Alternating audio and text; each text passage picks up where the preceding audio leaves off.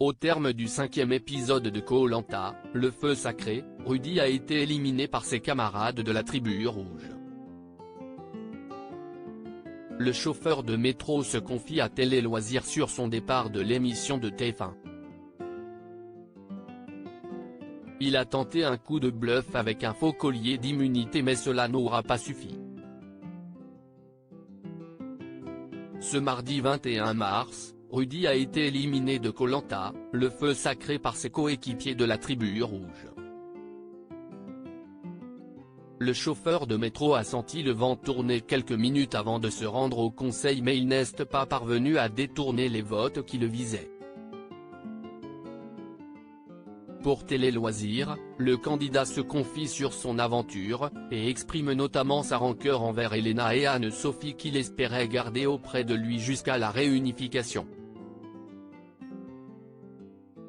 Elena m'a déçu avec son retournement de situation. Télé Loisirs, que vous dites-vous au moment où vous voyez votre prénom apparaître sur les bulletins de vote? Rudy, très honnêtement, je m'y attendais.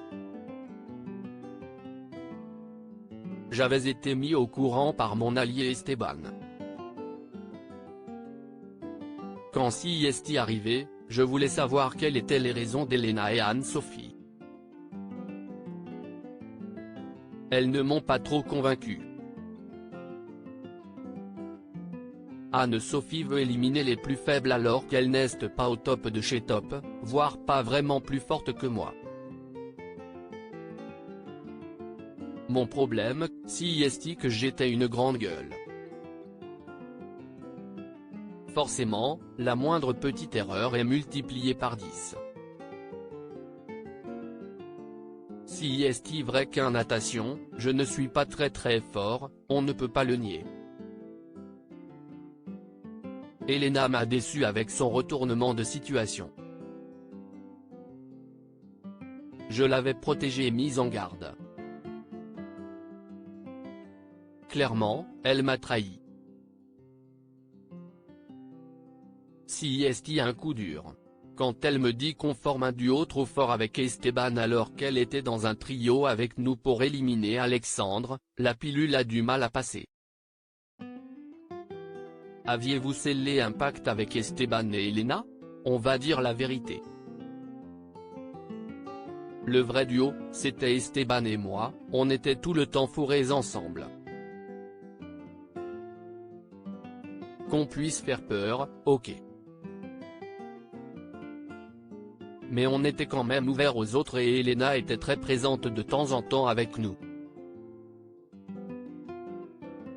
J'étais loin d'imaginer qu'elle était un peu manipulatrice.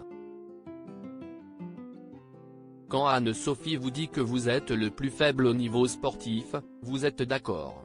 Pas tellement.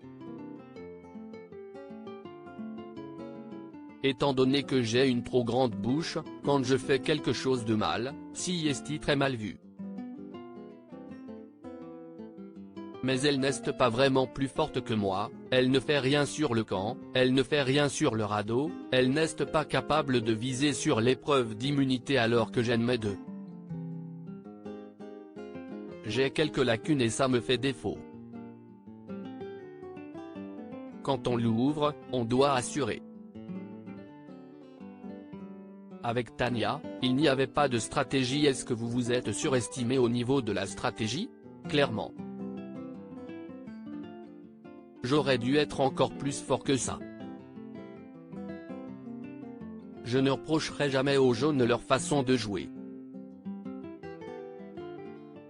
Quentin, Frédéric et Clémence ont joué fair-play, je ne peux rien leur dire. Mais quand deux brebis galeuses viennent les voir dans le camp adverse, CIST du pain béni, ce sont deux votes supplémentaires servis sur un plateau. Si l'aventure était à refaire, diriez-vous moins que vous êtes un grand stratège? Je ne dirais rien du tout. Mes filles m'avaient prévenu de ne pas faire mon petit chef. En fait, CIST dure quand on est de nature à ouvrir sa bouche. Si jamais je devais le refaire, je mordirais ma langue pour ne pas parler. Quand je regarde Koh-Lanta depuis longtemps, ceux qui vont le plus loin sont les plus discrets.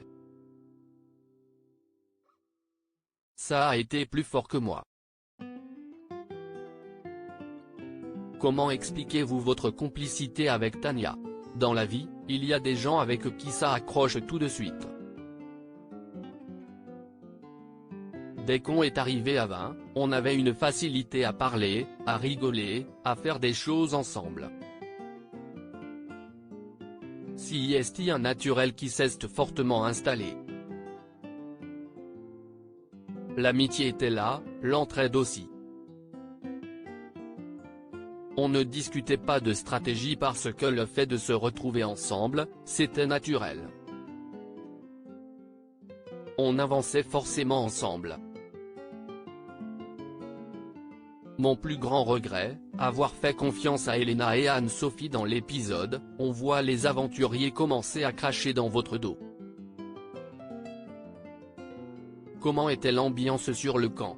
Ça parle derrière mais rien n'était dit en face. Dans mon caractère, je sais que je parle beaucoup donc je sais que je peux agacer. Dans la vraie vie, je suis social et jovial. Je suis en mode bienveillance à la base. Dans un jeu comme ça, je peux agacer parce que les gens veulent à tout prix gagner. Quelle est votre plus grande fierté?